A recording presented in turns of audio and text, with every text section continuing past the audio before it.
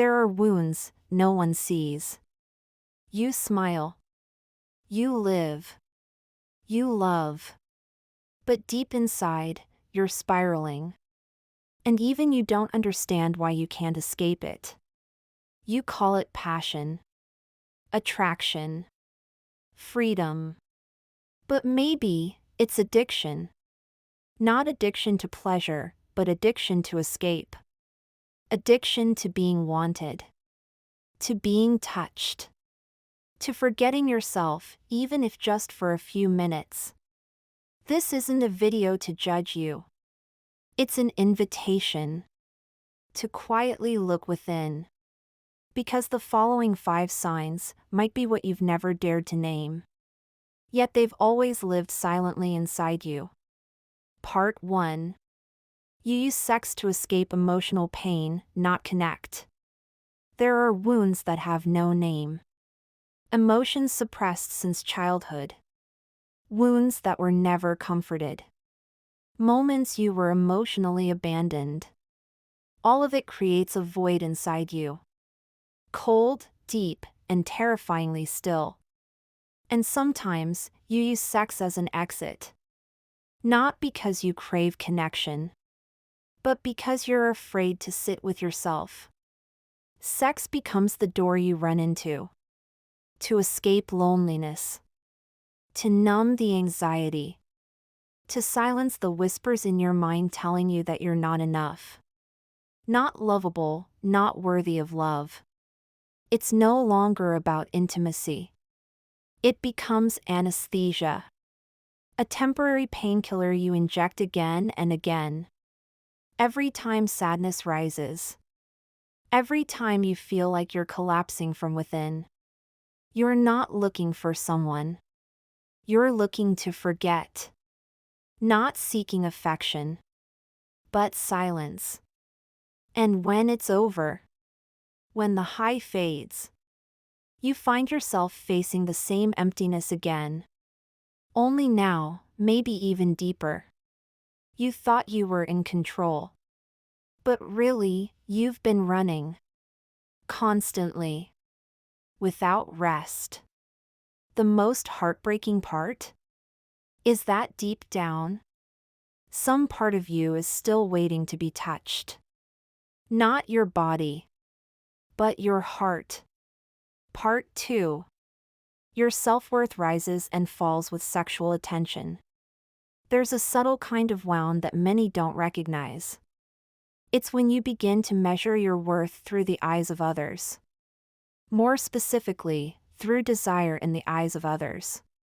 When someone craves you, you feel important. When someone texts you saying they want you, suddenly you feel alive again. As if someone just proved to you that you're worth existing. And when no one pays attention, when no one reaches out, you begin to doubt yourself. Am I no longer attractive? Not good enough?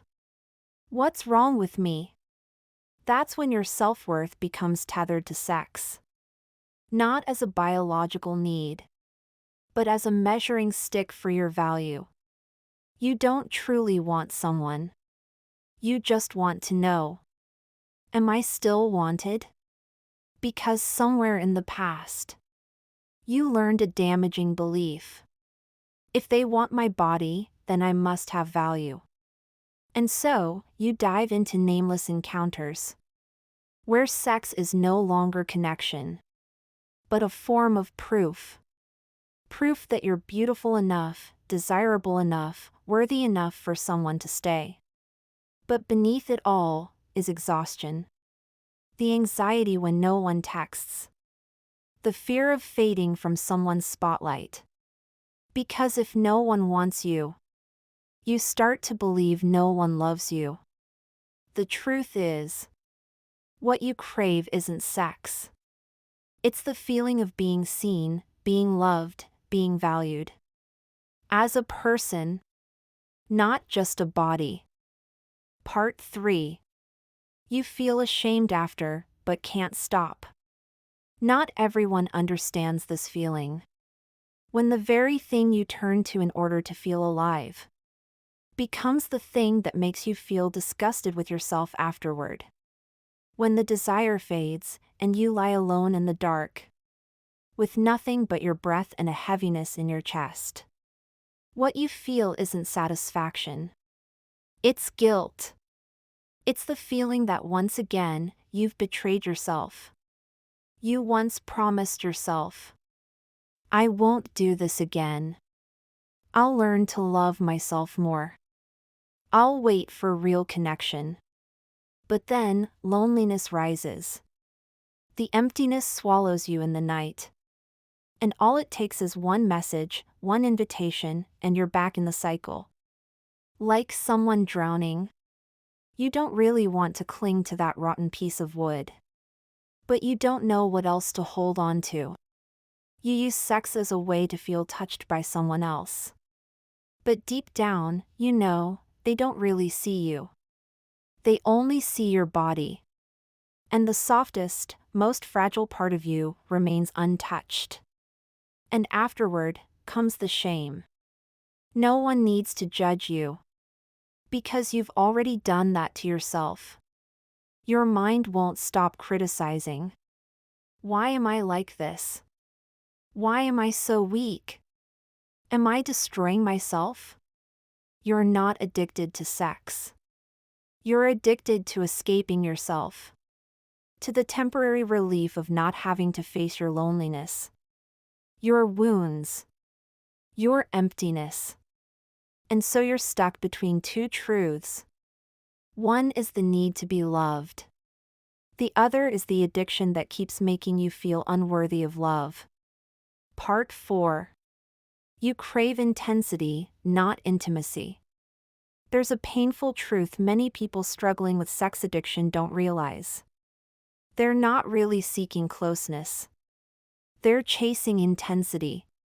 A tidal wave strong enough to drown out the chaos inside, even just for a moment. You've been there. Where peace makes you anxious. Where safety feels empty. Because you've learned that emotions must be intense, fiery, exhausting. To feel real. You confuse passion with attachment. Climax with connection. And so you don't truly want to know the other person. You just want them to help you survive the storm inside. Sex, for you, isn't a place of offering anymore. It's a place to reach a peak. To feel like you've touched something. Even if it only lasts a moment. But intimacy, emotional nakedness, that terrifies you. And you've learned to avoid it. By going faster. Harder. More. You can't sit still and look someone in the eyes. Sharing your soul. Because deep down, you believe. If they really knew me, they'd leave.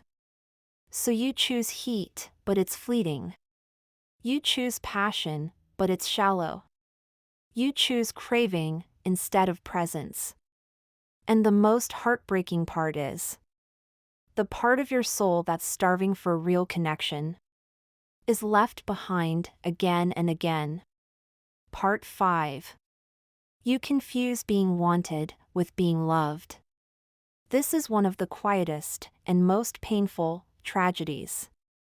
When you can no longer tell the difference between desire and love, you begin to mistake fleeting attention for your worth.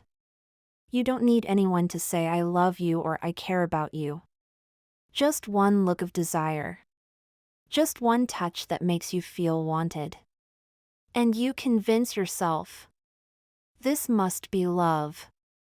But after everything, you still feel empty. Because deep inside, you know, they don't love who you are. They just want your body. And that hurts more than any rejection ever could. You start to compromise. If I'm not lovable, at least let me be desirable. If no one chooses me for my heart, maybe they'll choose me for my skin. You use sex like a form of emotional bargaining. You offer your body, hoping to trade it for love. But in the end, you're left with the same message on repeat. I'm not enough. You begin to question your true worth. You think, if they always leave after having me, what else do I have to keep them? The truth is, you were hurt. Maybe someone left you. Maybe someone made you feel like you weren't good enough to be loved. And ever since, you've built a shell around yourself, where love is no longer measured by understanding, but by how often someone wants to touch you. But your soul, the purest part of you, has never accepted that. Because you were born to be loved, not just wanted. Sex isn't the problem. Running is. You're not broken for craving connection, closeness, authenticity. You just need to remember one thing. Desire is not the same as love. A moment is not the same as presence. Being wanted is not the same as being loved. If you saw yourself in these signs, please, don't be afraid. You are not alone. And you are not ruined. You're just lost. And it's time to find your way home. Back to the part of you that longs to heal. That longs for unconditional love. That longs to be seen, not just touched. You deserve that. And your journey begins the moment you choose to face the truth.